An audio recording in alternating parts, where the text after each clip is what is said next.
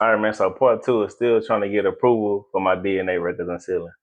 So it says courts want answers to unseal DNA records. It says now, why do you know? Hold on. Why do you need the DNA records now? So this is an important question. It says what the court's really asking is there a reason, a real reason, a real legal reason, or is this a fishing expedition? Like, God damn. So it says your answer. Court did say you are pursuing post-conviction habeas relief. The DNA evidence was central to the conviction. The evidence involved Stephen Allen Vincent has been found to have given false testimony and false and misleading testimony. It says you cannot meaningfully pursue habeas relief without reviewing the DNA records. It says key phrase courts accept. Access is necessary to meaningfully legitimate constitutional claims. It says what has changed since the records were sealed? It says courts do not like reopening things unless something new has happened. Is what they're asking, why wasn't this raised before? Your answer, Vincent's misconduct was not disclosed at trial. The Texas Criminal Court of Appeals later ruled his testimony unreliable. The DA's office has since acknowledged the misconduct. This is newly discovered evidence. Courts recognize this as a valid reason to revisit sealed forensic records. There's three. How are these records relevant to your claim? You must connect the dots, right?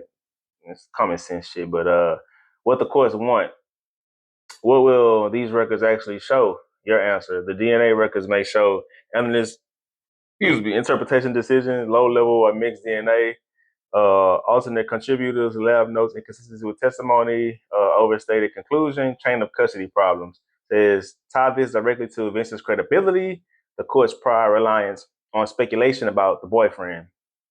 Says important. If the DNA could have come from someone else, the raw data matters. Number four, why isn't the existing records enough? Says courts sometimes say we already have the trial record. Your response: trial transcripts do not include raw DNA data. Lab bench notes, electrograms, and internal worksheets were never disclosed. Expert testimony alone is sufficient when the expert is not discredited. This is a strong argument in Vincent's-related cases.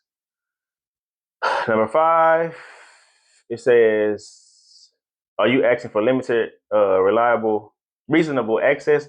Courts are more receptive to narrow questioning. I'm fucking this up. Butchering it. It says, what helps you? You request temporary unsealing. You are not asking for public release. You are not seeking to harass or embarrass. You are requesting access solely for post-conviction review. Says judge like hearing narrow, tailored, limited purpose, protective, order acceptance. Going to point number three.